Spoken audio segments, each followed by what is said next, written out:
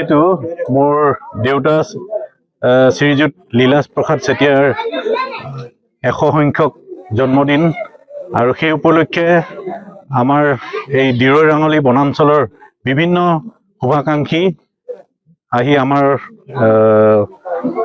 বাসগৃহত উপস্থিত হৈছিলেহি আৰু মোৰ দেউতা আমি সৰুৰে পৰাই দেখি আহিছোঁ যে তেখেত যথেষ্ট পৰিশ্ৰমী আছিলে।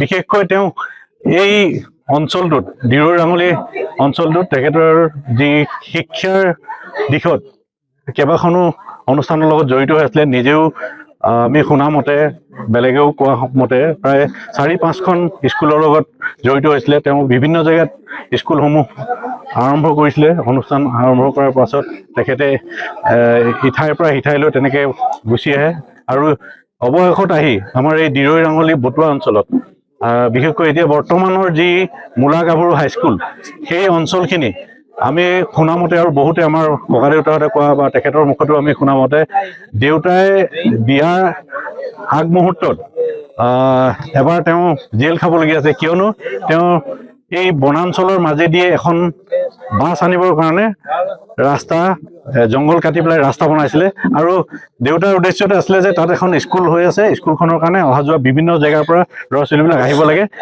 সেইকাৰণে শুনামতে ৰাঙলীৰ ফালৰ পৰা আমাৰ এই দিৰৈ বটুৱালৈকে এটা ৰাস্তা কৰিছিলে আৰু পৰৱৰ্তী সময়ত সেইফালেদি এখন বাছ আনি পেলাই ৰাস্তাটো লিক বনাইছিলে আৰু তাকে লৈ মানে ফৰেষ্ট ডিপাৰ্টমেণ্টে দেউতাক পুলিচৰ দ্বাৰা এৰেষ্ট কৰাই জেল পঠিয়াইছিলে। কিন্তু পৰৱৰ্তী সময়ত দেউতাই সেই কেছত জিকিলে আৰু ফৰেষ্ট ডিপাৰ্টমেণ্টৰ ফালৰ পৰাও তেখেতক মানে কম্পেনচেশ্যন হিচাপে আৰু লগতে তেখেতক সন্মান সহকাৰে কিছু টকা দি আৰু সেই যি মূলা গাভৰু অঞ্চলৰ যিখিনি মাটি স্কুলৰ কাৰণে সুবিধা কৰি দিছিলে আৰু বিষয়টো যে ভুল বুজাবুজি হৈছিলে, তেখেতে যে এই শিক্ষা অনুষ্ঠানৰ কাৰণে এনেকুৱা ধৰণৰ কামখিনি কৰিছিলে সেয়াও তেখেতলোকে অৱগত কৰিলে।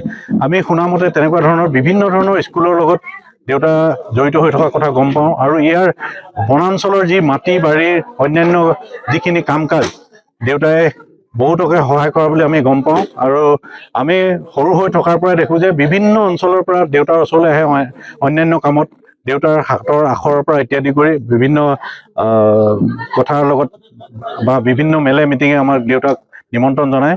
গতিকে আমি সেই ফালৰ পৰাও দেখোঁ যে দেউতা এজন শিক্ষাৰ ক্ষেত্ৰত অগ্ৰণীয় ভূমিকা এই অঞ্চলটোত বিশেষকৈ কিছু ভূমিকা পালন কৰিছিলে। সেয়েহে বিভিন্ন অনুষ্ঠান প্ৰতিষ্ঠানে তেখেতক আমন্ত্ৰণ জনাইছিলে আৰু পৰৱৰ্তী সময়ত তেখেতে আমাৰ এই বটুৱাতে এই জীৱন এনেকে ধৰণে অতিবাহিত কৰি এতিয়া বৃদ্ধ অৱস্থা পালেই। আজি প্ৰায় 5 বছৰ 6 বছৰমান হ'ল তেখেতক আমি মৰাণত ৰাখি শুশ্ৰূষা কৰিবলৈ লৈছোঁ। তেখেতৰ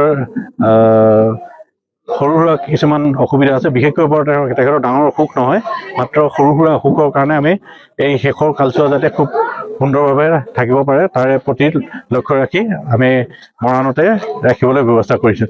আৰু আজি এই অনুষ্ঠানটোত আপোনালোক আটাই আহি তেখেতক যি শ্ৰদ্ধা জনালে আৰু আমাৰ প্ৰতিও আপোনালোকৰ যি মনোভাৱ পোষণ কৰিলে তাৰ বাবে সদৌতি লৈ আমাৰ পৰিয়ালৰ তৰফৰ পৰা আপোনালোকক আমি কৃতজ্ঞতা জ্ঞাপন কৰিছোঁ। ধন্যবাদ।